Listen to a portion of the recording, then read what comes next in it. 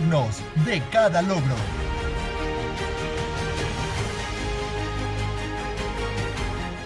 Fuertes en cada desafío.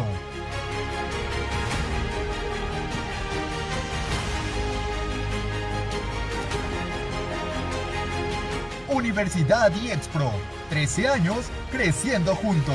Creciendo juntos.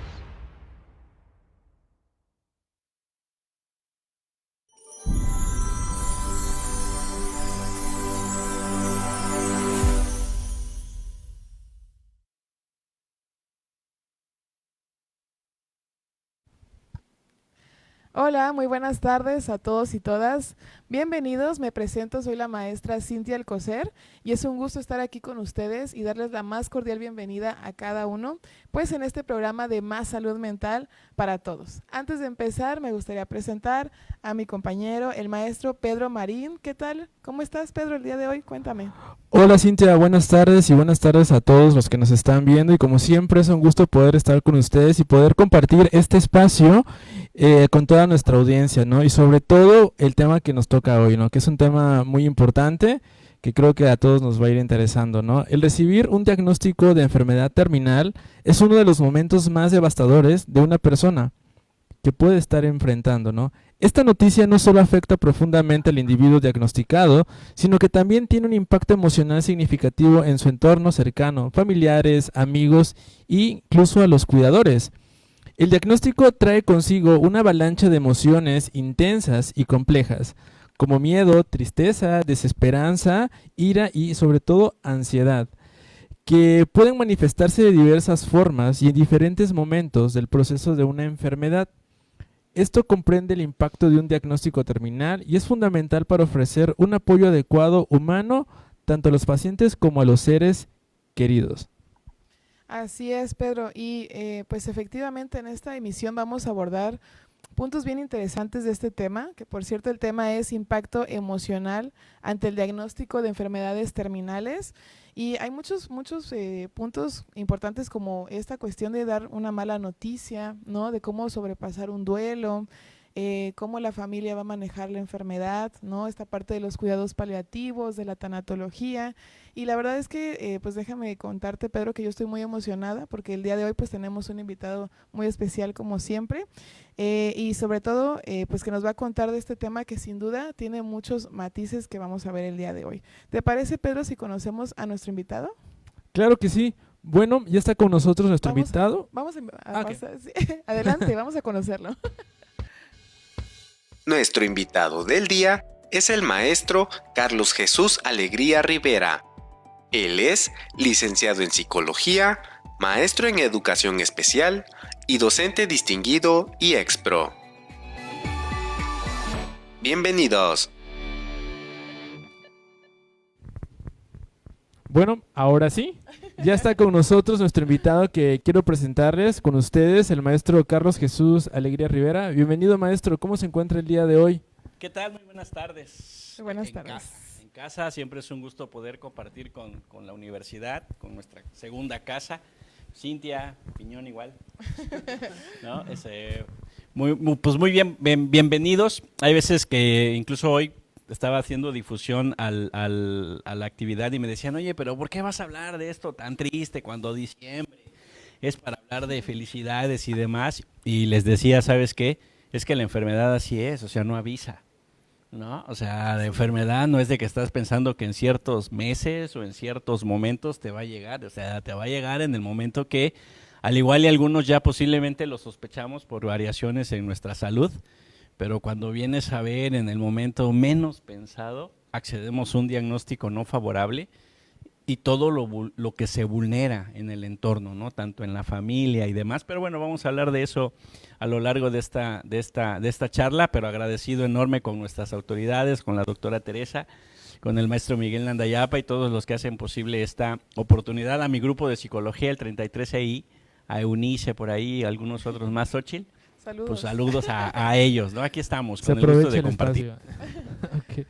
Bueno, maestro, no sé si me permita leer un poquito acerca de su reseña. Okay, sí. Ok, bueno.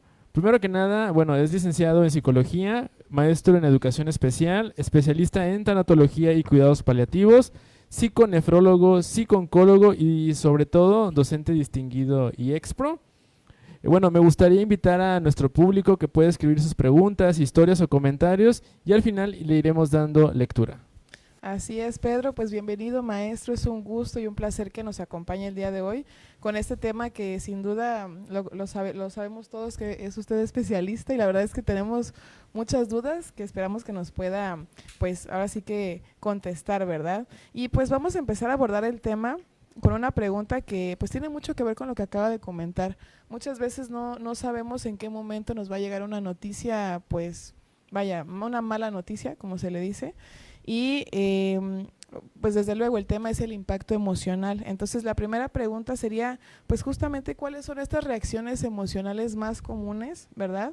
Y cómo nos afectan, o sea, cómo afecta al paciente, a sus familiares, un diagnóstico de una enfermedad terminal. Lo escuchamos. No, de hecho, desde el momento en que nos llega el diagnóstico, a unas sabiendas de que nosotros en nuestro organismo ya hayamos presentado algunas variaciones en torno a estas, las más significativas, pérdida de peso de manera inexplicable, alteraciones en ciclo sueño, vigilia, fatiga, cansancio sin ningún tipo de explicación, ¿no? Alteraciones en lo que es los orines, en lo que son las defecaciones, y el organismo se empieza a deteriorar, el organismo empieza a acceder a algo que se llama catabolia, o sea, se empieza a comer a sí mismo en lugar de que haya anabolia, que es producción.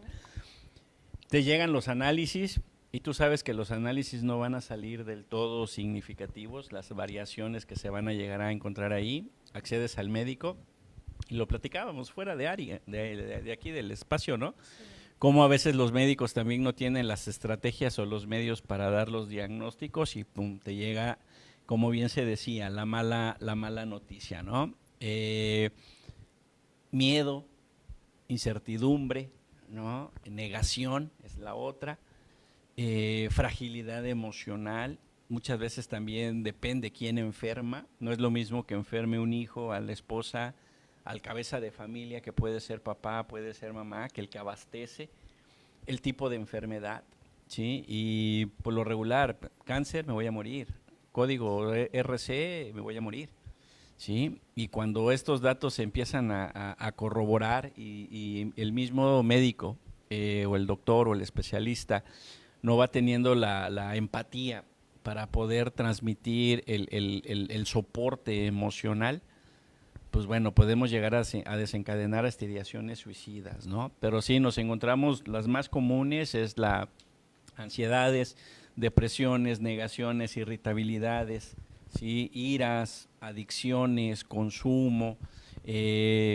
negación, que también esa es una de las más frecuentes, que por eso muchas familias vas siempre buscando una tercera, una cuarta, una quinta opinión, no nada más es porque sí, sino que vas tratando de encontrar a alguien que te va a dar una opinión que te diga vas a estar bien, ¿no? A sabiendas de que hay ciertas enfermedades que esto no lo vamos a conseguir, porque como su nombre lo dice, una crónico-degenerativa, una terminal, lo que vamos buscando es calidad de vida y muerte digna desde un enfoque tanatológico, ¿no? Pero sí, y las emociones no nada más afectan al paciente, sino al entorno, a la familia, y se vulnera también a todos los escenarios posibles en donde el individuo comúnmente interactuaba.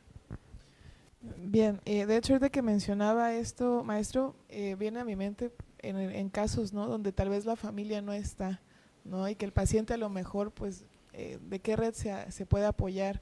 ¿Cómo sería el impacto para esa persona? Las redes son fundamentales, la familia también es pilar, y no nada más en la enfermedad, sino en todos los escenarios.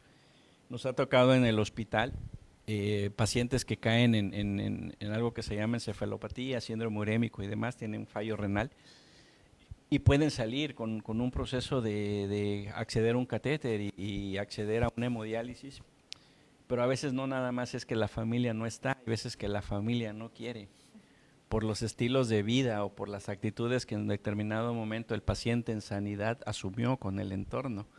¿Sí? Este caso que te comento era de oficio albañil, violencia doméstica, alcoholismo, no llevaba los recursos a casa cuando rayaba, como comúnmente se le dice ahí, accede a falla renal y se acercan los médicos y todo el especialista que accedía con una hemodiálisis y la señora dijo, bueno, ¿y cuánto sale? Se le da la tarifa porque hay algunas cosas que sí se pueden sufragar, otras no. Y la esposa dijo así, ¿sabes qué? No vamos a poder pagarlo, lo vamos a dejar en manos de Dios, ¿no? A la semana el paciente fallece, pues precisamente por toda la complicación. Entonces sí, la familia se vuelve pilar, se vuelve fundamental, se tiene que trabajar en redes. A tu pregunta, ¿y qué hacer cuando la familia no responde? ¿Qué hacer cuando la familia no da? Buscamos asociaciones, buscamos grupos civiles, buscamos DIF, por ejemplo, es una instancia. Por ejemplo, en cáncer accedemos a Guerreras de Corazón, ¿sí? Les mando la Fundación Guerreras de Corazón, les mando un abrazote por ahí a todas las amigas. Y con los pacientes renales entre ellos mismos también, o sea, empiezan a cobijar, empiezan a ser partícipes y se van convirtiendo como en grupos de autoayuda, grupos pares, que se ha encontrado dentro de la psicoterapia grupal, ¿sí? Que tienen mucho impacto y favorecen las adherencias a los tratamientos cuando se presentan este tipo de adversidades. No, sobre todo es muy importante, ¿no? Como bien mencionaba, es la red de apoyo, ¿no? La familia es muy importante porque es un pilar, ¿no? Quien va a ayudar en muchos casos. El detalle es cuando es una familia presente pero ausente al mismo tiempo, ¿no? Como comentaba, ¿no? Es que yo trabajo, es que yo tengo estas actividades y al final de cuentas se complica. Y terminan diciendo, ¿no? ¿Sabes qué? No vamos, ¿no? Aunque sea como que la iniciativa, ¿no? De querer hacerlo, o muy bien, ¿no? También las actividades que pueden tener, ¿no? O cuando son familias que no viven acá, viven fuera, también se les complica. Y las redes de apoyo, por ejemplo, Fundación, ayuda un poquito. Sí, de hecho también la distribución del cuidador primario, cuidador secundario y Ujú. cuidador terciario, que es lo que se trabaja en soporte tanatológico, De estructura, la ¿no? estructura, el envolvimiento tanatológico que se le denomina, es parte de lo que trabaja salud mental en un hospital en coordinación con trabajo social, o sea, porque también se tiene que generar toda la cuadra de cuidadores, o sea, puede caer un familiar, papá, por ejemplo, o mamá, y tiene hijos, y por lo que comúnmente pasa es de que solo un hijo es el que se hace responsable o la hija, y los demás se vuelven ausentes, como bien los Sí. decías, y se complica el entorno de este cuidador primario porque empieza el reclamo, ¿no? Del esposo, de la esposa o de los hijos de que ¿por qué solo tú? ¿Sí? ¿Y por qué no ellos? Y el paciente lo escucha y se vuelve más trágico los desenlaces, en este caso de las enfermedades terminales. Sí, porque eso suele pasar muy a menudo, porque inclusive cambia toda la estructura de vida del cuidador primario, ¿no? Porque ahora pareciera que es quien vive para el otro, ¿no? Y se genera se desencadenan más bien muchos problemas en función de la familia nuclear, ¿no? Porque ahora es que yo antes salía, pero ahora ya no salgo, porque también no solamente es un reclamo de la familia para el cuidador primario, porque inclusive el mismo cuidador hace un reclamo hacia el paciente enfermo, ¿no? Es que por ti no puedo, es que sabes que quiero salir, o sea, es un tema muy, muy importante el poder hablar. Te da burnout, claudicación de la Exacto. familia, Sí. y cuando vienes a ver se da el abandono, el reclamo, terminan en divorcios y toda la complicación que esto da en una enfermedad terminal. De hecho, la palabra enfermedad terminal hasta carcome, precisamente porque sabes que es un desenlace que a mediano, corto tiempo va a acontecer, ¿no? Sí, solamente con el hecho de decir tienes esta enfermedad que se cataloga como crónico degenerativo, nada más con que alguien le diga, ¿sabes qué? Tienes diabetes, pum, y cambia el chip, ¿no? Pero bueno, a lo que me lleva la siguiente pregunta. ¿Qué papel juegan los profesionales de la salud en el apoyo emocional del paciente al momento de comunicar un diagnóstico terminal? Buscar la adherencia al tratamiento. Una de las dificultades que comúnmente nos enfrentamos en los abordajes para con la familia es, bueno, tengo el diagnóstico y ahora ¿qué sigue? ¿No? Habemos algunos que todavía no tenemos como la empatía de poder decir que es una quimioterapia paliativa. O sea, la gente muchas veces por condición socioeconómica o aspectos académicos no logra comprender lo que es una quimio paliativa, ¿no? O que una hemodiálisis, por ejemplo. Les puedo plantear el escenario de que de igual forma, hubo una ocasión, un paciente va, le dicen que va a hemodiálisis, le ponen el catéter central, tiene la mejoría con la hemodiálisis, pues lógico, la máquina estaba haciendo la función del riñón, no podía. Y cuando va de alta, voltea a ver a la nefróloga y le dice, bueno, ¿y cuándo me lo van a quitar? Y cuando se le dice, es que ya no se te va a quitar, o sea, eso lo vas a tener 3 veces por semana con estas características, ¡pum!, derrumbó emocionalmente. En ese sentido, mira, la fortaleza que se tiene que tener por parte de los cuidadores y por parte de los sistemas de salud es una comunicación abierta, directa, evitar algo que se llama conspiración del silencio. Dentro de la tanatología, la conspiración del silencio es lo que más se tiene que evitar, precisamente porque el paciente sabe, o sea, ve, logra leer hasta los rostros y las expresiones cuando la familia recibe algo, alguna información por parte del doctor, ¿no? Se debe de tener una comunicación directa, una comunicación sensata a medida de lo posible, siempre y cuando no esté alterado en tiempo, espacio, persona el paciente, porque a veces también puede llegar a caer en ciertos colapsos, síndromes hospitalarios por largo internamiento y demás, y adherirlos al tratamiento a medida de lo posible, ¿no? O sea, aquí es girar sobre la muerte digna, sobre la calidad de vida y sobre lo que se dice los 3 escenarios que estamos guardando en la actualidad para un sentido de trascendencia: el ser, estar y el permanecer. Durante mucho tiempo la psicología apostaba por el ser, estar, el famoso to be, ¿no? Pero resulta que ahora ya no nada más es ser, estar, sino permanecer, y el legado no a partir de tus hijos, sino a partir de tu conducta, a partir de la enseñanza, a partir de lo que tú dejas, y cómo hacer esa reconstrucción desde la familia para que la muerte tenga sentido. O sea, se escucha como medio paradójico, pero estos son los retos a los que vamos apostando en la actualidad en salud mental, que la muerte debe de tener un sentido, la muerte debe tener un significado, tanto para el que se va, materialmente hablando, pero también para el entorno, que no sea, voy a poner la palabra, que no sea en vano la partida, ¿no? Y fíjese, maestro, que ahorita que comenta eso, yo he visto, ¿no?, y he escuchado también de historias en donde se tiene un diagnóstico, pero la familia incluso duda, ¿no?, si se le dice, no se le dice, porque y cómo se le va a decir, ¿no? O me imagino que también depende de muchos factores, de la edad del paciente, si es un niño, por ejemplo. ¿Qué nos puede comentar acerca de eso? Mira, por lo regular, una de las cosas de los pacientes es que saben que algo tienen, porque cuando nos hemos enfermado nosotros, sabemos cuándo nos sentimos mal y sabemos que vamos a salir pronto, o decimos hasta aquí llegué, como el meme ese, ¿no? Ya hasta aquí llegué, ¿no? Resulta que todas esas enfermedades que son crónico-degenerativas terminales empiezan a tener colapsos significativos y empiezan a tener variaciones en su misma estructura corporal. Sí.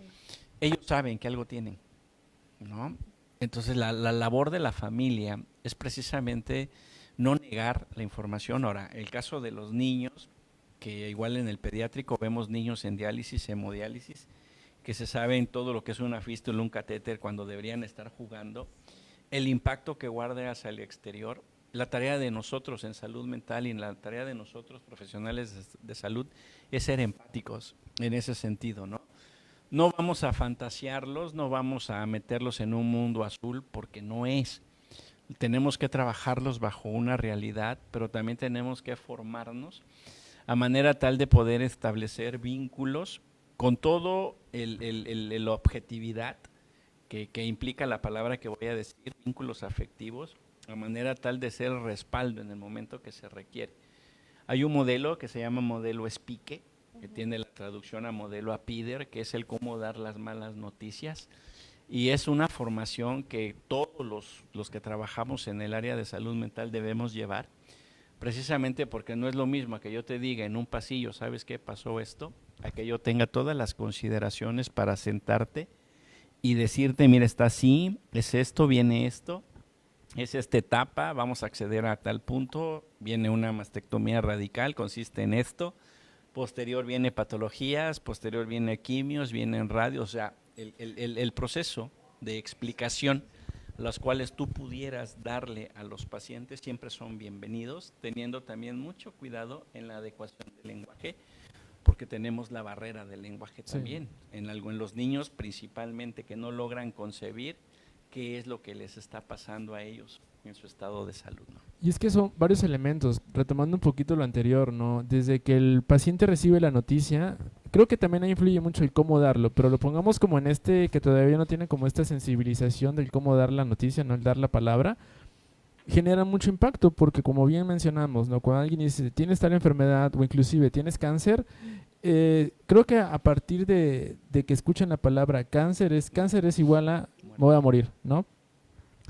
O sea, y no es ser descabellado ni perder la realidad, es obvio, ¿no? Lo que puede suceder, pero esta es la manera, ¿no? El proceso adecuado también hay que ver en qué etapa se encuentra, en qué momento se determinó, cuáles son las características, en qué estadio se encuentra para darle ese seguimiento, ¿no? Si se detecta temprana, ¿no? Esta situación, puede haber una mejoría, inclusive poder salir del cáncer, porque sí es real también que hay personas que tienen cáncer y han librado esas batallas, pero viene el otro lado, ¿no? Cuando se detecta demasiado tarde, porque es que no sé, tenía una bolita y creí que era algo, o me dijeron que era ¿cómo le dicen? Bueno, no me acuerdo. Un absceso. Estaba acordándome las palabras coloquiales que utilizan y pues me dijeron que aquí con hielito, con agua se va a quitar. Ey. Y obviamente no. Ahora, también el dar la noticia a los niños, que es un tema también muy delicado, porque yo siempre he dicho, a los niños les puedes hablar bien, sin hablar, fantasear todo esto. Los niños entienden, son inteligentes. Ey. Pero también el cómo dar la noticia, y concuerdo con lo que decía, ¿no? Acerca de generar este sentido empático con los niños, porque ellos son muy receptivos, ellos tienen una gran habilidad de poder leer el lenguaje que no se dice, que ellos ven. No es lo mismo que tú llegues de, hola, oye, ¿no? Entonces cambia mucho y lo mismo aplica para las personas adultas, Claro. ¿no? El cómo dar las noticias y cómo vamos a manejar toda esta explicación de lo que lleva, porque también algo que causa miedo es lo desconocido. Y entonces, cuando nosotros hablamos de eso desconocido, le generamos una presencia y es ahí en donde entonces el paciente da una resignificación de todo lo que está pasando y puede entender un poquito hacia dónde va, cuál es el panorama. Sí, dijiste la palabra, resignificación. O sea, eso es lo que se trabaja dentro de la psicoterapia con las enfermedades terminales. Haces reestructuraciones cognitivas, fortaleces yo, adhieres a tratamiento, generas convivencia familiar. Y el punto principal es que también la familia se vuelve un componente esencial dentro de esa adherencia, porque si yo sé que el código 5 no puede tomar café y hago café y pongo galletas, o sea, yo también mismo contribuyo a que en algún momento se irrite, ¿no? Porque se antoja, o sea, tiene memoria olfativa, ¿me entiendes? Entonces se hace todo un proceso de ajustes ya dentro de los entornos y es en el cómo nosotros colaboramos precisamente en salud mental, psicologías, ¿sí? En los seguimientos con este tipo de pacientes. Excelente, maestro. Y fíjese que también una parte que considero importante es esto de cuando la familia o el cuidador primario en este caso le dicen muchos que te toca ser el fuerte o la fuerte. Ahí vemos la otra parte también, ¿no? ¿Qué opina de esto, maestro? ¿Y qué tan beneficioso es? Es de lo más dañino. Hay duelos. Tenemos el duelo tradicional, que es el que todos tenemos ante una pérdida. Y la idea es que haya un proceso de una semana, bueno, pasan 72 horas para una asimilación de pérdida, se vive el ritual favorece para ir asimilando el desprendimiento, dependiendo de los tópicos religiosos, se accede a un novenario, los 40 días, el cabo de año. La idea es que las personas 7 días después vayan recolocando la pérdida y vayan de alguna u otra manera aceptando esto. Es muy diferente morir por una crónico-degenerativa, por una terminal, que podríamos decir que esto de alguna u otra forma no hace tan pesada la ausencia porque sabes que te va preparando, ¿sí? Es el duelo anticipado a un duelo por un homicidio o un suicidio, que lo viste hoy y se acabó. El tema de los cuidadores primarios que se hacen los fuertes o son los que les toca vivir todo este proceso de el acta de defunción, que funerarias y demás, es que no viven el proceso de duelo igual que todos los demás, ¿no? Mientras todos los demás ya están en el duelo, ¿sí? Él se tiene que retener y se genera algo que se llama duelo retardado. Venimos a ver que han pasado 3 meses y el cuidador primario empieza a tener todos los signos, del duelo, del luto como tal. Duelo y luto son dos cosas diferentes. Duelo de dolor, luto viene del huyere, que es llorar. Y volteé a ver el entorno y dices, bueno, ¿por qué hasta ahorita? ¿No? Realmente creo que tú no la amabas porque cuando nosotros tú no. Y el reclamo en familia, eso se vuelve bien complejo. Entonces, la clave de esto es que como familia también, cuando accedemos a un diagnóstico del familiar, de que hay una enfermedad terminal, es el empezar a trabajar ánimos, emociones, el poner en línea los testamentos, que es un tema muy, muy fuerte, sí, pero también es una realidad. Todo lo intestado al final genera conflicto. Las afores, que también es un tema acá, los seguros, porque sabemos de que en cualquier momento podemos llegar a acceder a un fallo renal, vamos a caer en áreas de cuidados intensivos y ya no vamos a estar lúcidos para una toma de decisión, ¿no? Dentro de la licenciatura que tenemos como universidad, la de Trabajo Social, lleva una materia de tanatología jurídica y de la familia, y se ve esto, ¿no? Que quizás nosotros todavía no estamos en pie de una eutanasia, que en algunos países se ha dado y podemos llegar a tener beneficios, pero también tenemos la contraparte, un sentido pro vida, en este sentido, y nosotros cómo podemos contribuir desde el fortalecer a la familia y el hacerles saber de estos tipos de duelos que hay, el duelo anticipado, el duelo retardado, el duelo tradicional, y el entender que después de un año, si la persona está teniendo todavía el malestar emocional como si hubiera sido el día de ayer en intensidad y duración del síntoma, ese es un duelo patológico y necesita trabajarse porque puede desencadenar también otros patrones de enfermedad. Así es, se puede enraizar, como decía hace un momento. Incluso puedes llegar a despersonalizar y adoptar conductas, Sí. como el que Sí, falleció. exactamente. Para este tipo de reacciones, ¿verdad? Como mencionábamos al inicio, de miedo, de incertidumbre, de ansiedad, ¿existen algunas estrategias de afrontamiento que sean más útiles para estos casos? De hecho, si lo vemos desde la línea de etapas de duelo de Elizabeth Kubler, que es la negación, Las fases, ¿no? las Prácticamente fases de que duelo, conocen las cada personas. una de esas fases tiene sus técnicas, ¿no? Por ejemplo, cuando no he consolidado un cierre de ciclo y demás, tengo la carta de cierre, le ponemos fecha, se trabaja en consultorio, se la dedicas como tú únicamente le decías y la carta se divide en 3 partes, ¿no? Te quiero pedir perdón por, te quiero agradecer por y me comprometo contigo a. Es una carta de cierre con esos 3 elementos. Se da un abordaje terapéutico, en algún momento podemos complementarlo con una silla vacía, se hace la confrontación de pérdida y cuando la persona se siente fortalecida para poder acceder de nuevo a la carta, ¿no? Ya se le pide que se acceda a una planta, se le prende fuego a la cartita y se deja como abono y se reconstruye un sentido de vida, le da sentido, ¿no? Esa es una técnica. Podemos hacer técnicas de relajaciones musculares progresivas, incluso cuando caemos en periodos de crisis y ansiedad, generamos el diario terapéutico.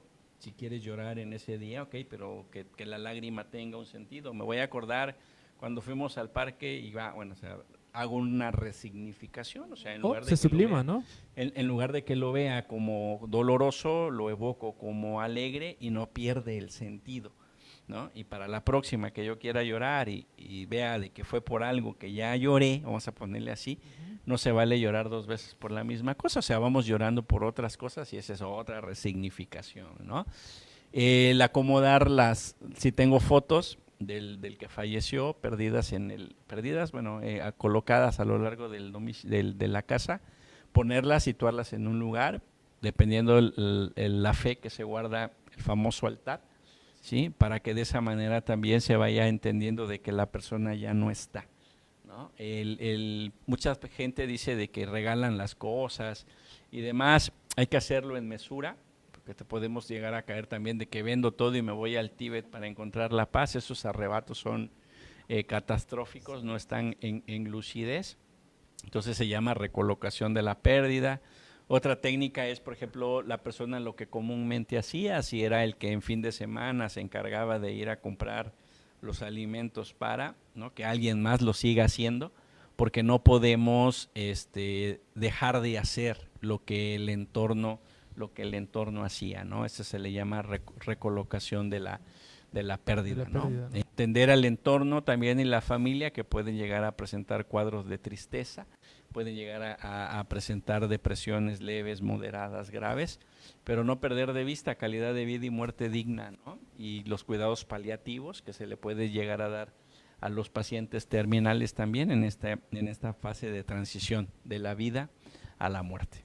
Es que son temas que muchas veces las personas desconocen, ¿no? En su mayoría, pero cuando justamente se abren este tipo de espacios ayudan mucho para que ellos puedan ampliar un poquito el panorama y ver de qué manera poder ir avanzando, ¿no? Algo que comentaba es que a veces yo les suelo decir a los pacientes, ¿no? Cuando están viviendo una etapa de duelo, ¿no? Ok, entonces, esta parte de llorar, ¿no? En lugar de llorar por tristeza, o sea, resignifícala, ¿no? Y ahora recuerda y llora de alegría, o sea, es darle un sentido y un cambio estructural a ese tipo de pensamiento. Sí.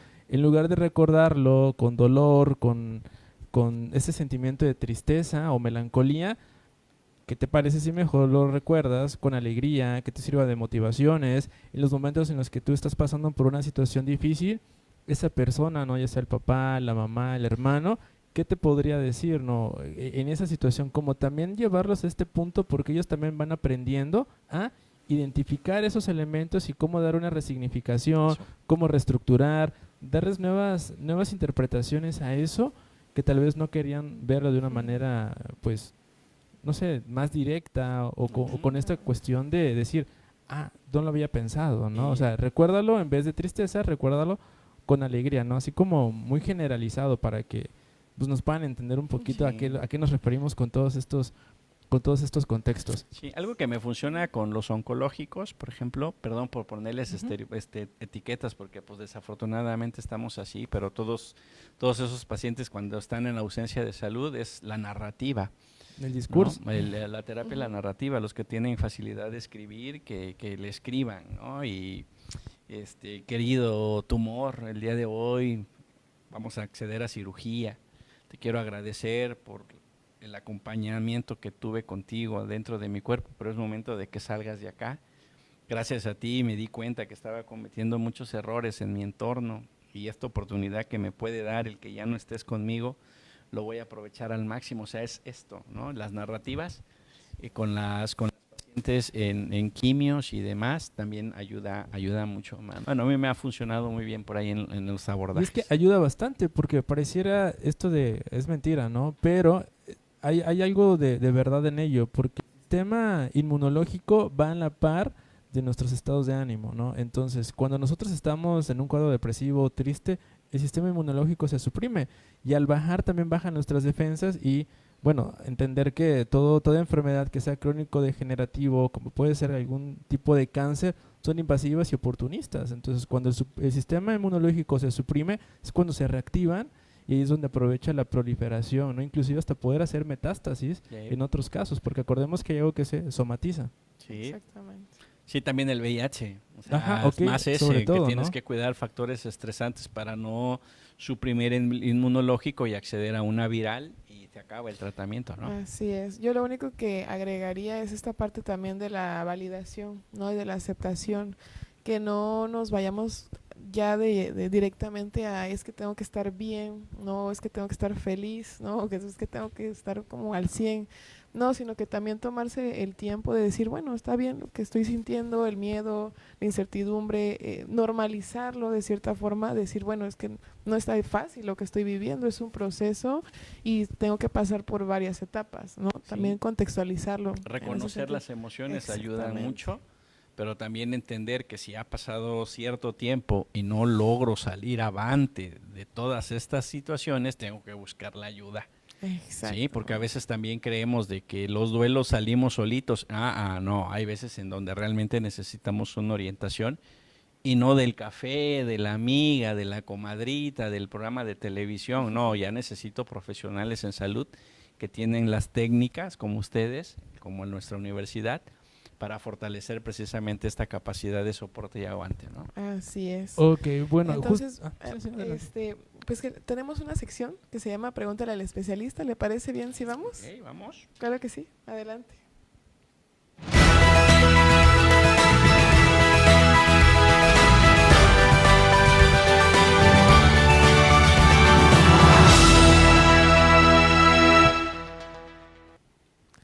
pues ya estamos en esta sección de Pregúntale al especialista y pues nosotros nos damos a la tarea de recabar algunas preguntas e inquietudes de personas que voluntariamente nos hacen llegar con la finalidad de que pues junto al experto podamos brindarle algún consejo o alguna estrategia de cómo hacer frente ante ciertas situaciones. Y la primera pregunta que nos hacen llegar, maestro, dice: desde que mi papá le dieron el diagnóstico de una enfermedad terminal, no sé cómo manejar lo que siento.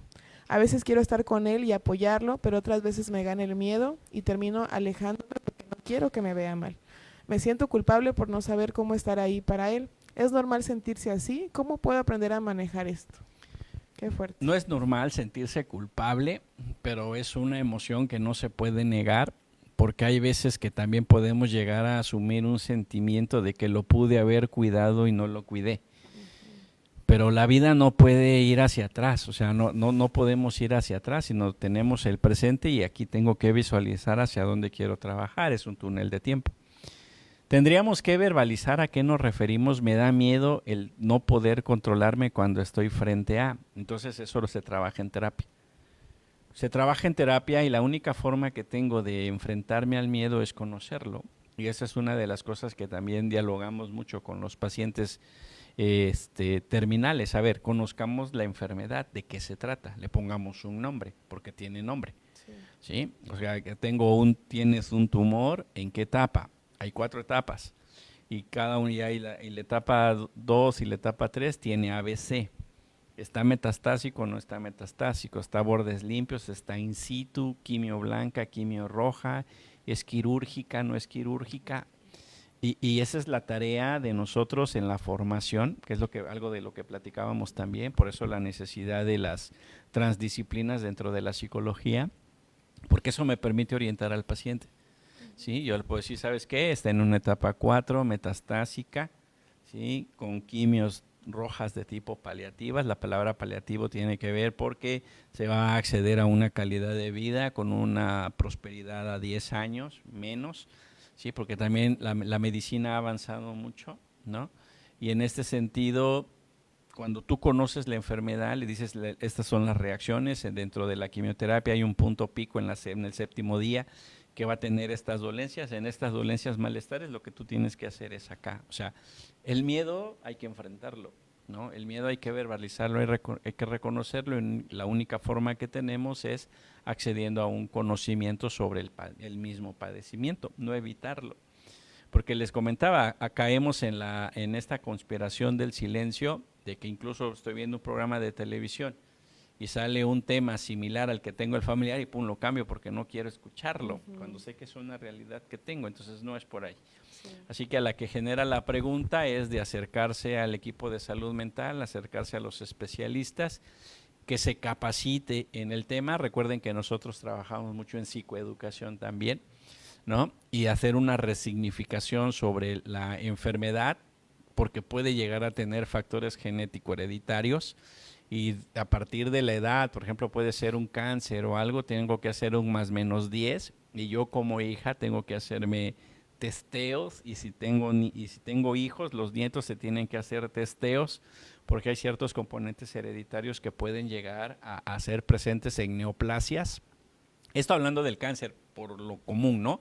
Pero lo mismo puede ser en lo renal, está la conglomerulonefritis, que son factores genéticos hereditarios, diabetes, hipertensión, que son hereditarios, y esto es a lo que yo debo de enfocarme, ¿no? O sea, si tengo antecedente de diabetes y estoy en sobrepeso, ¿no? Y ando en hipertensión y triglicéridos, oye, pues ya sabes a dónde vamos, sí, ¿no? Claro. Entonces, en ese sentido, a la que amablemente nos comparte su experiencia, que espero haya pronta quietud, hay que familiarizarnos y al miedo se le enfrenta, ¿no? Decía por ahí Saúl Hernández, el de los Caifanes, que a la vida no hay que tenerle miedo, hay que tenerle coraje.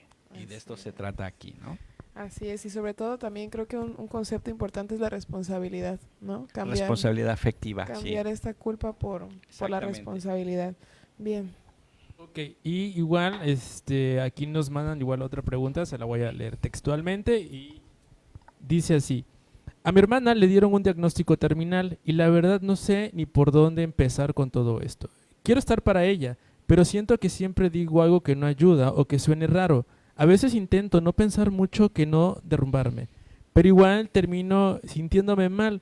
No sé cómo hablar con ella sin que se dé cuenta de lo mal que yo estoy. No sé si estoy haciendo bien las cosas o si le estoy fallando. ¿Cómo puedo ayudarla sin sentir que me estoy hundiendo también? Bueno, aquí para poder estar bien con los demás, primero debo estar bien conmigo mismo. O sea, debo de estar convencido, convencida de lo que quiero hacer. Y la única forma que yo tengo de estar fortalecido en esto es estar en plena conciencia de que mi familiar algo tiene y el conocer qué es lo que tiene. El hecho de que se piense de que a veces digo cosas buenas, digo cosas malas, son los famosos clichés que desafortunadamente como sociedad los tenemos mucho, ¿no? Más cuando vamos a un velorio o algo, decimos estoy contigo, yo sé lo que se siente. Nadie sabe cómo se siente, nadie, absolutamente nadie.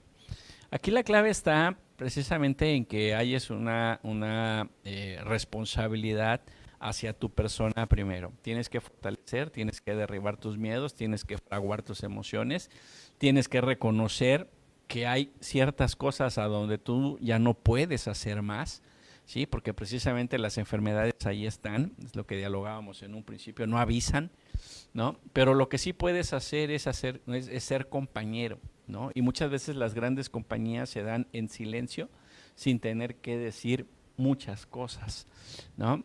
Que te vea llorar, el que no quiero que me vea frágil porque se va a poner mal y demás. Mira, cuando hay un proceso de enfermedad, todos los pacientes que acceden a una ausencia de salud se vuelven muy receptivos y su capacidad de observación se vuelve bien sensible.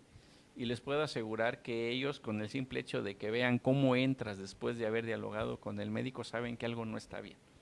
Por eso es muy importante que tengan el canal de comunicación abierto con el familiar que está en proceso de enfermedad y entender y hacer saber, ¿no? De aprovechar al máximo los momentos, tiempos que se tienen, ¿no? Y saber que los médicos y todo lo demás, lo que está accediendo es una calidad de vida y hacer una resignificación de la muerte.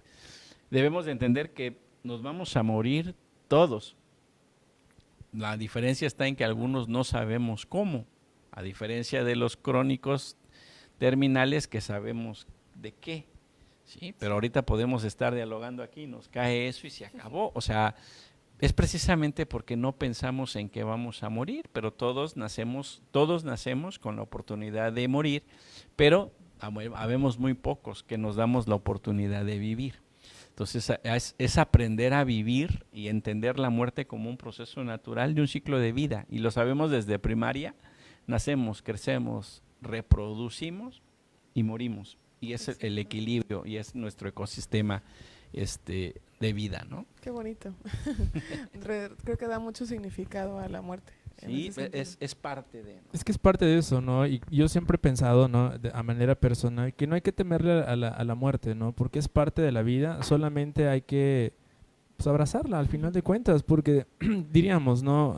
Coloquialmente, todos vamos para ese caminito, pero el cómo vamos es lo que muchos no saben, ¿no? A diferencia de una persona que ya tiene un diagnóstico terminal, inclusive hasta el plan de broma, ¿no? De cómo sobrellevar eso, digo, hablando de aquí de los mexicanos, el famoso humor negro, ¿no? Decir, bueno, pues por lo menos yo sé de qué me voy a morir y tú no.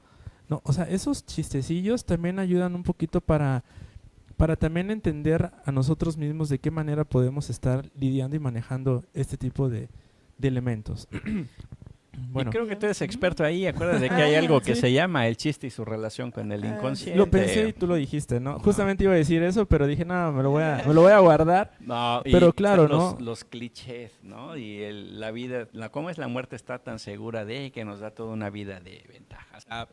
Clichés que en algún momento favorecen, pero no podemos refugiarnos ahí, sino tenemos que consolidar nuestro sentido de vida. Así es. Principalmente. Que eso es lo importante, ¿no? Darle ese sentido y yo siempre he dicho, ¿no? Ponle nombre a aquello que te da miedo, porque Ándale. si tú le pones miedo a aquello que te da miedo, cobra un significado y entonces puedes trabajar en ello, ¿no? La importancia de reconocer eso y no temerle a nombrar las cosas. Así es. Por ahí dicen también que la vida es una pausa de la muerte, ¿no? Ahí es un proceso de transición a, ¿no? Exactamente. Bueno, pues, ¿qué les parece si pasamos a las preguntas de nuestro público que están en vivo? Ok. Las preguntas y respuestas. Gracias. Si quieres, leo la primera. Sí, adelante. Ok, dice Margeloisa Flores Rodríguez, ella nos comparte que ¿sería como un inicio de un tratamiento de duelo o duelo anticipado? ¿Cuál? La pregunta, así nos lo plantea ella, dice Margeloisa Flores Rodríguez, dice, ¿sería como un inicio de un tratamiento de duelo o duelo anticipado? Creo que es cuando estábamos hablando Creo que, que tal vez hace referencia. ¿Anticipado puede Del- ser un proceso de tratamiento? Sí. La gran pregunta que le hacen, bueno, ¿y en qué momento el tanatólogo tiene que acceder al abordaje de un paciente al momento en que le dan el diagnóstico, quizás antes, cuando ya está la sospecha?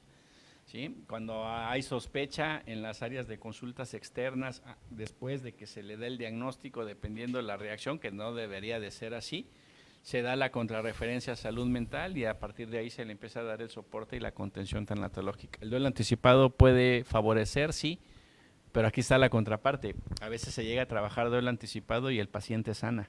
Y el sentimiento de culpa es bien canijo porque sí. prácticamente preparas todo y resulta que el que fallece es otro. Este es lo complejo de la muerte. Por eso dicen que la muerte es paradójica. Sí, Buen punto. Puede ser, ¿no? Ujú. También, en el mejor de los casos. sí, porque luego se preparan a eso, ¿no? Ujú. Ok. Bien, otra pregunta que nos hacen llegar. Edith González dice, gracias, qué buen tema, muchas gracias. ¿Quiénes o hasta dónde abarca el equipo de apoyo? Porque algunas veces la familia se coloca en estado víctima y creo que siempre es bueno colocarlos en el lugar correcto para la partida del paciente, ¿correcto? Es correcto. O sea, el problema también es que hay unos pacientes que acceden a sanidad y de ahí quedan en víctimas. Y La enfermedad como camino es un libro de Oblitas que vuelve la victimización como un componente de personalidad, en donde ya no hay dolencia, pero dice que sigue teniendo dolencia y se vuelve como una manipulación de los entornos, ¿no? Sí. Y aquí la familia muchas veces ya no logra identificar si realmente sí, si realmente no. Y mientras no se genere una postura correcta, ¿sí?, sobre el abordaje, podemos llegar a caer en esto de víctima, victimario y victimización, que también es muy complejo de manejar dentro de las familias en un proceso de salud de enfermedad. Casi como a ver quién sufre más. Ándale, ¿no? ahí. Y ahí son muchos temas también para dar en esa pregunta, pero sí nos podemos extender justamente con eso, Ahí porque da pudo haber da sido. para más. Sí, porque la familia ante la enfermedad terminal también es un componente esencial en el abordaje. Sí, bueno, aquí nos comparte otra, Amala Naira, ella nos pregunta, ¿qué hacer cuando no es empático el doctor con el paciente? Buena pregunta. Hay un mundo de doctores Cambio de especialistas así. Desafortunadamente algunos sistemas de salud, sobre todo en las áreas de oncología, hay ciertas personas que asumen ese papel y se han hecho una gran cantidad de quejas y demás en torno, pero ahí siguen estando, ¿no? Con el respeto me omitiré nombres, pero también sé de muchas personas y de muchos doctores jóvenes que están en esta nueva perspectiva, que están en nuestros nuevos abordajes, en esta nueva medicina social, comentó hoy el de salud, medicina social, y va buscando la humanización de los servicios. ¿Qué hacer cuando tienes un trato no digno de un médico? Busca otro, que te reasignen, ¿sí? Tampoco podemos forzar y permitir que seamos atendidos de esa manera, ¿no? Acércate al área de trabajo social, acércate al área de psicología de tu servicio de salud. Es muy probable que ya sepan qué es, ¿sí? Y ten por seguro que te van a atender. Qué importante es esto de la humanización, Sí. ¿verdad? Creo que también parte de estos servicios es como es tan común, desgraciadamente, decir, tienes tal diagnóstico, tienes tal enfermedad y ya, ¿no? Ahí está tu tratamiento y hazle como quieras. No, y hay veces que te dicen, su familia salió mal, sí salió mal, tenga. O sea, así. Sí. Y me ha tocado. Y es que también esto es muy importante, ¿no? Lo de la formación del médico desde la escuela, ¿no? Ese sentido de ser humanitario Humanización. ante las personas. Sí, humanización. Sería eso, ¿no? Y es algo muy curioso porque eso inician así, ¿no? La mayor parte que están en esta formación como médicos es la importancia de querer ayudar a las demás personas, pero algo pasa en el camino que se pierde el objetivo y se vuelven más burocráticos, Sí. más de escritorio. Sí, pero les puedo decir que varios doctores que están ahí en el Hospital Gómez Maza tienen una resignificación enorme, la calidez humana que hay tanto en oncología y hemodiálisis de ahí, créanme que son buenos y padrísimos seres humanos. El doctor Nut es increíble, el doctor Sánchez Álvarez increíble, la doctora Marta Domínguez, la doctora Rodas, el jefe de salud mental Miguel, increíbles. Pero pues bueno, no, a veces no falta el arrocito. ¿Cómo es? El frijol, el arroz. Pero cada vez vamos siendo más y estos espacios es precisamente para eso. Y justamente por ahí viene otra pregunta de Osvaldo Ramírez. Él nos pregunta, ¿cómo poder hacer entender, aquí va la otra parte, ¿no? ¿Cómo poder hacer entender a la persona que necesita ayuda? Y esas terapias como las que menciona el doctor, ¿cómo empezar a ayudarle a la persona que no todo es dolor? Es que esa es otra, o sea, lo que quieren las personas es dejar de sufrir, no quieren morir. Acuérdate que cuando vimos lo de suicidio, esto que comentaba la doctora Belén Castillejos de salud mental, y era cambiando narrativas y se decía precisamente de que lo que no se quiere es, no quieres morir, lo que quieres es dejar de sufrir. Y esto es allí, ¿no? O sea, lo que vamos buscando es que el dolor tenga un sentido. El dolor es crónico. Hay un mundo de formas y herramientas para poder aliviar los dolores desde lo farmacológico. Créeme que ha habido una evolución enorme de la medicina paliativa como tal. Está la clínica de cuidados paliativos y la clínica del dolor también, ¿no? Pero aquí también es que las personas deseen recibir ayuda, porque acuérdense que a la fuerza ni el zapato.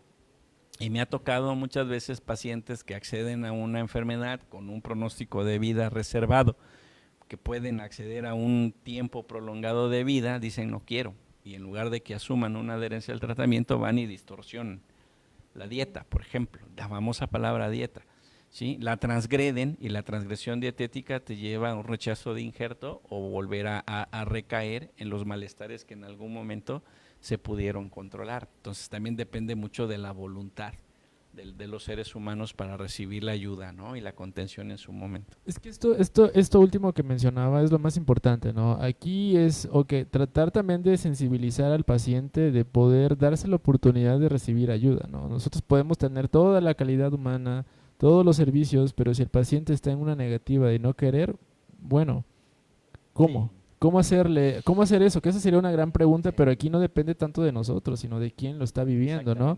Y ahí entra todo un nuevo trabajo, ¿no? Para poder sensibilizar al paciente, que haga un poquito más de conciencia de su entorno, la importancia que puede dejar en la familia, ¿no? Esta parte que mencionaba hace atrás, un ratito atrás, perdón, ¿cómo trascender?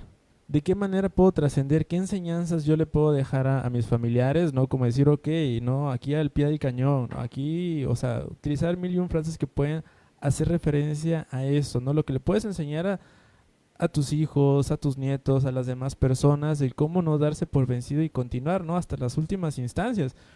Pero obviamente hay personas que están en total negativa. Sí, hay que trabajar, ser, estar, permanecer. Esa triada hay que tenerla. Sí. Acompañar. A lo que nos lleva a la siguiente pregunta. Citlali Ávila dice, ¿qué autora comentaron que habla del duelo? Elizabeth Kubler-Ross, ella es así como la máster en tanatología. Está Fernando Reyes Subiria también, es otro. De hecho, Elie Mekinop es el que utilizó tanatología por primera vez en un congreso de salud. Pero sí, la que tiene más producción bibliográfica es Elizabeth Kubler-Ross. Oblitas también habla un poco de psicología de la salud. Y en psicologías contemporáneas, creo que algo así, ¿no? Por ahí también podemos encontrar esos teóricos. Pero la enfermedad como camino, de la muerte de los moribundos, el amanecer, una nueva, no me acuerdo cómo va, y la segunda, y el último libro que escribió Kubler, buenísimo, buenísimo. Excelente. Por aquí otra personita nos hace otra pregunta, dice Tatita Rivera, ¿cómo podemos decirle a nuestros seres queridos que tenemos miedo a morir y verlos sufrir? También. Así, decirlo, verbalizarlo. ¿Qué dirían? Cosificarlo, ¿no? Hacer consciente Pues lo inconsciente, el reconocerlo, el saber que es parte de, ¿no? Eso ayuda mucho porque fortalece, ¿no? Creo. Fortalece. Tengo miedo, dilo, o sea, vivencíalo, o sea, asúmelo, tócalo, ¿va? Que a manera tal de que tú vayas tocándolo, verbalizándolo y conociéndolo, lo vas a clasificar. Sí, y cuando vienes a ver es parte de una emocionalidad. Hay un concepto que a mí me gusta mucho particularmente, el de la autenticidad, ¿no? Sí. Sé tú mismo, transparente, ¿no? Si hay esta necesidad de comunicar este sentimiento, pues adelante. Yo creo que si tú sabes que es tu red de apoyo, pues lo puedes decir y va a haber una contención, ¿no? Vas a encontrar algo Así positivo. Y es que no tenerle miedo a eso. O sea, nos acordemos, ¿no? Un poquito de esta psicoeducación no afectiva, de inteligencia emocional. Las emociones no juegan un papel importante, pero tampoco el miedo es algo malo, ¿no? Sino es algo que nos puede dar ese motorcito o esa palmadita en la espalda para poder afrontar muchas cosas. Inclusive yo pienso que cuando a veces no sabemos qué decir, simple y sencillamente el de sentarte a tu ladito, dar una palmadita y decir, aquí estoy para cuando quieras hablar, Suficiente. eso es la mejor ayuda que puede existir. Exacto. Exactamente. Exactamente. Ok, muchísimas gracias. Y tenemos una última pregunta de Anani Arauna.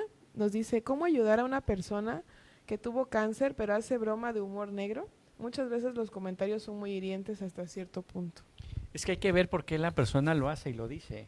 O sea, es lo que platicábamos El hace texto. un momento. O sea, está en su relación con el inconsciente, ¿no? O sea, yo tenía por ahí, por ejemplo, he tenido pacientitos que están amputados, ¿sí? Y su mano queda por aquí en decúbit y le dice a su bebé, a ver, habla en tu microfonito, hijito. O sea, es también el entender el cómo ellos han reasignificado todas sus dolencias y todos sus malestares. Habría que ver por qué dice hirientes para quién, ¿no? Porque a veces puedo decir algo, ¿no? Por ejemplo, yo soy miope y no veo de lejos, y me puede decir, no, yo soy bien choco, por ejemplo, ¿no? Pero pues al igual y es una forma de decirme o a mí y al igual y me da sentido en. Ahora, que si es lo adecuado, no es lo adecuado y demás, tenemos que contextualizar porque no podemos meter un juicio de opinión ante algo que no sabemos cómo es el contexto y cómo es la forma en la que se da, ¿no? Quizás si es tu percepción y consideras que está asumiendo una actitud no grata, pues así, siéntalo, oye, fíjate que he visto esto y percibo esto, díselo, ¿no? Y vean qué acuerdos, al igual y checa también y escucha cuál es la causa por la cual lo dice y posiblemente haya razón en ese sentido, ¿no? Es que también tiene que ver mucho en la manera en cómo yo, que estoy pasando por algo, lo voy a manejar, ¿no? Y comentábamos, ¿no? Muchas veces el decirlo algo de manera chistosa, y concuerdo con eso, ¿no? Hiriente, ¿para quién? ¿No? Porque si yo lo digo, tal vez para mí no, es una manera de cómo yo sobrellevo algo. Así es. Hiriente tal vez para ti porque lo ves desde otra manera, ¿no? Que entramos con los prejuicios, las creencias, ¿no? O sea, todo esto que conlleva, pero eso es del otro. Así Eso es a partir de la mirada del otro, ¿no? De la mirada de quien lo está teniendo, ¿no? Bueno, y uno de los objetivos que buscamos en este programa es dejar recomendaciones sobre el tema que abordaremos durante cada programa, ya que muchos de los que nos ven pueden ser personas relacionadas con el tema, pero muchos otros quizás es la primera vez que escuchan del tema. Por ello nos gustaría que pudiera comentarnos algunas recomendaciones para el público que nos ve esta tarde. Atiende tu salud, hay que aprender a escuchar nuestro cuerpo. Nuestro cuerpo habla y nos manda señales de alerta cuando algo no está bien. Les he comentado en anteriores charlas y lo he dado en clases ahí con los alumnos y también les comento ahorita, la alimentación, el sueño y el esfínter no pueden estar vulneradas. Si de repente me da por atracar o de repente me da por comer o de repente algo hay, ¿no? En el esfínter, si lo deterioro, si empiezo a tener estreñimientos o si de repente empiezo a tener una heces fecal fétida, puedo llegar a tener más de 4 o 5 evacuaciones en el día, atentos, porque a veces puede haber sangre en ese y es algo.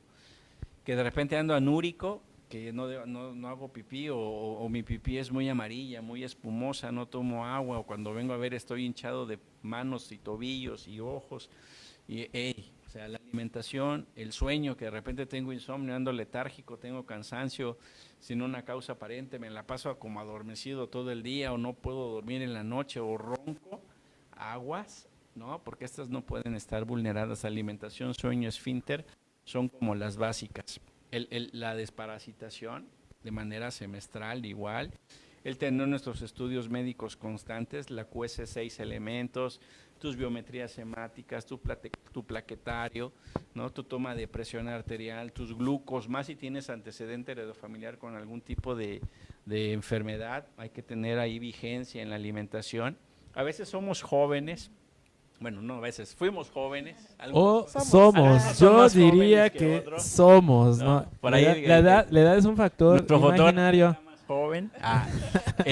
Y creemos que no nos va a pasar nada. Y cuando vengo a ver son la 1 de la tarde y digo, no he desayunado. Mira, experiencia también propia. El trabajo no se va a ir. La que se va a ir es la salud, ¿no? Y si no te cuidas tú, pues realmente, entonces, ¿quién? Porque puede venir tu esposa, tu esposo, mamá y todo y te pone lunch y es responsabilidad tuya, ¿no? Así que la principal recomendación es aprendamos a escuchar a nuestro cuerpo, reconozcamos nuestras emociones, vivamos el hoy, previniendo que posiblemente mañana despertaremos y hay mucha gente que está a nuestro alrededor y espera mucho de nosotros también. Muchísimas gracias, maestro. Nada más le agregaría como cereza del pastel también la salud mental, ¿no? Que es lo que nos trae. Es lo que nos une, Sí, ¿no? Esto exactamente. se vuelve fundamental para todos los que estamos acá. También una emoción o una situación, lo que sea que incomode, pues revisarlo, ¿no? ¿Qué está pasando? ¿Por qué nos hace ruido? Pues muchísimas gracias, maestro, por estar aquí con nosotros, por estas recomendaciones que sé que será de gran ayuda para nuestra audiencia y pues nos gustaría que ya para finalizar nos diera algunas palabras para despedir esta emisión. No, pues de antemano muchísimas gracias por la invitación, siempre es un gusto contribuir con ustedes, cada vez que me dicen, antes de que me estén diciendo le digo sí, ¿no? Porque es una forma de retribuir también a estos 12 años de la universidad, 13, 14 ya, ¿no? Grandes personas, grandes amigos, compañeros de trabajo de igual manera y siempre las oportunidades de compartir, de transmitir y sensibilizar son bienvenidos, ¿no? Así que enorme agradecimiento a la doctora Tere, está por allí el maestro, el doctor Nandayapa, el arquitecto Becerra, y a todas las personas que hacen posible, el doctor Fajardo, y todos los que están por ahí, atrás de cámaras, ¿sí? De igual forma, ¿no? Un enorme agradecimiento y pues ustedes por la oportunidad y la compañía en esta tarde. Muchísimas gracias y le queremos hacer entrega de un reconocimiento, si nos permite. Se la vamos a leer.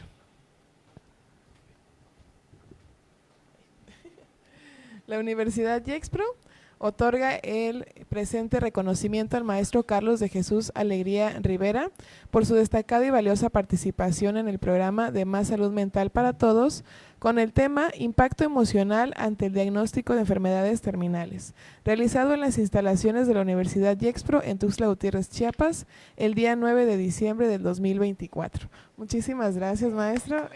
Bravo. Muchísimas gracias por estar aquí, por acompañarnos, por esta charla tan rica, tan nutritiva en cuestión a estos temas emocionales, ¿verdad? De tanatología, paliativos.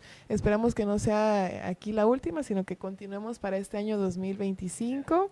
Y pues gracias también a las personitas que nos vieron el día de hoy por aceptar este programa, ¿verdad? Y acompañarnos. Ha llegado el momento de despedirnos y en nombre de la comunidad Gexpro les damos las gracias por habernos acompañado, el día de hoy, recordando que si quieren saber más y más información sobre los temas que abordamos pueden seguirnos en nuestras diferentes redes sociales y asimismo los invitamos para que nos acompañen en nuestra siguiente emisión del programa Más Salud Mental el día lunes 16 de diciembre a las 5 de la tarde en donde tendremos el tema aplicaciones del mindfulness para el manejo del estrés y la ansiedad. Como ven, súper interesante para iniciar con todo este 2025 y pues los invitamos a visualizarnos. Maestro, ¿alguna última palabra? Como siempre, un gusto poder estar acá, ¿no? Maestro, bienvenido desde casa y creo que los temas que hemos abordado durante todos estos tiempos, ¿no? Y este año, todavía faltan más,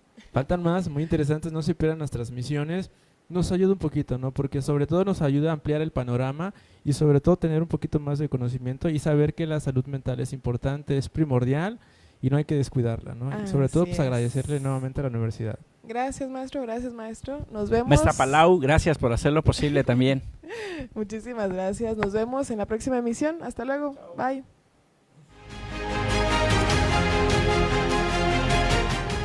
Dignos de cada logro.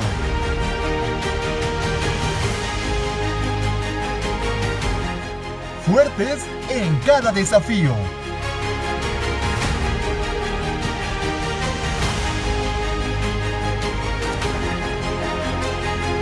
Universidad IEXPRO. 13 años creciendo juntos. Creciendo juntos.